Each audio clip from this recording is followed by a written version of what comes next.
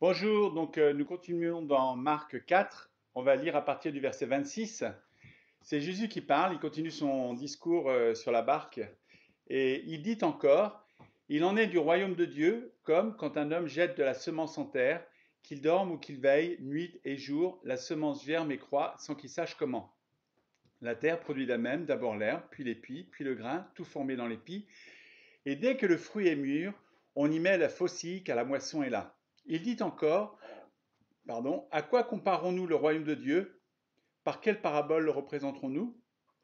Il est semblable à un grain de sénévé qui, lorsqu'on le sème en terre, est la plus petite de toutes les semences qui sont sur la terre. Mais lorsqu'il a été semé, il monte, devient plus grand que tous les légumes et pousse de grandes branches, en sorte que les oiseaux du ciel peuvent habiter sous son ombre. C'est par beaucoup de paraboles de ce genre, qu'il leur annonçait la parole, selon qu'ils étaient capables de l'entendre. Il ne parlait point sans paraboles, mais en particulier, il expliquait tout à ses disciples. Donc là, on voit Jésus qui explique qu'est-ce que c'est que le royaume de Dieu par deux paraboles agricoles encore. Je voudrais commencer par la deuxième. Là, il reparle de semences et il explique que la plus petite des semences, le grain de moutarde, quand vous la jetez en terre, eh ben, ça devient quelque chose qui est grand comme un arbre, tellement grand que même les oiseaux peuvent se cacher dedans. Et le truc, c'est que quand vous jetez n'importe quelle semence, n'importe quel grain, c'est tellement petit, c'est tellement insignifiant, c'est tellement fragile, et puis, pouf, ça donne quelque chose. Et le point sur lequel je voudrais vraiment mettre l'accent aujourd'hui, c'est sur la première partie du texte. Quand il parle du fait que, verset 26, il dit encore que le royaume de Dieu, c'est comme quand on jette de la semence en terre, et il dit que tu dormes, que tu veilles, que tu fasses quoi que tu veuilles, pardon, ça va grandir, ça va pousser, ça va devenir ce que ça doit devenir. Une tomate, un plant de tomate, un séquoia, des orties, des ronces, des fleurs, des roses, ça doit devenir ce que ça doit faire. Et du verset 28 au verset 29, on voit qu'il parle quelque part des saisons. D'abord l'herbe, puis les puits, puis le grain, et puis ensuite on fait la moisson. Et trop souvent dans notre monde moderne, on veut accélérer les choses. On veut commander, on veut tirer sur l'herbe pour la faire grandir.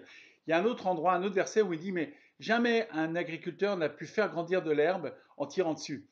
Et c'est la même chose en l'éducation. On ne va jamais faire grandir un enfant, on va jamais lui faire comprendre quelque chose en l'obligeant, en lui donnant plus de cours, en faisant plus de choses. C'est pas ça qui va le faire grandir. Il y a des saisons. Il faut prendre du temps. Il faut laisser le temps agir.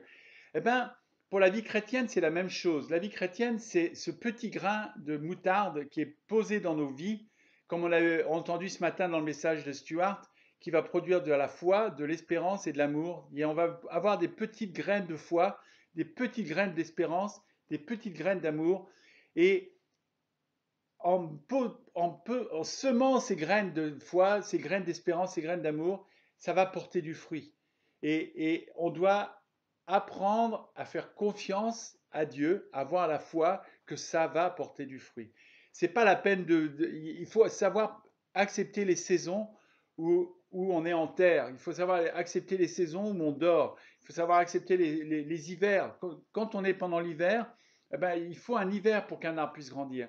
Il faut un hiver pour que le sol se régénère. Eh ben, c'est la même chose pour nous. Et on est dans un monde qui est tellement productiviste, on est dans un monde qui est tellement où on doit toujours produire davantage, avoir plus de fruits, que même dans le monde chrétien, on a des recettes, on a des choses, mais il n'y a pas, comme on dit, de raccourci pour le royaume de Dieu. Et j'ai trop vu ça dans la formation de leader où on ne peut pas aller plus vite que la musique. La même chose avec les enfants, la même chose pour un couple.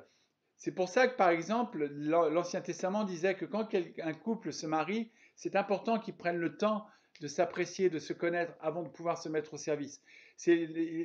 Toutes ces choses sont importantes parce qu'on ne pourra jamais accélérer les choses. On ne peut pas aller plus vite que la musique, pour ainsi dire. Donc, ayons foi. Sachons utiliser les temps où on a l'impression qu'on ne peut rien faire. Ayons confiance que Dieu va faire quelque chose. Et quelque part, ce temps de confinement que nous vivons actuellement est un bon temps pour apprendre cela. On a l'impression qu'on ne fait rien, on a l'impression que le monde s'arrête, Mais le monde ne s'arrête pas pour Dieu. Dieu continue d'agir, Dieu continue de nous former, Dieu continue de nous faire grandir.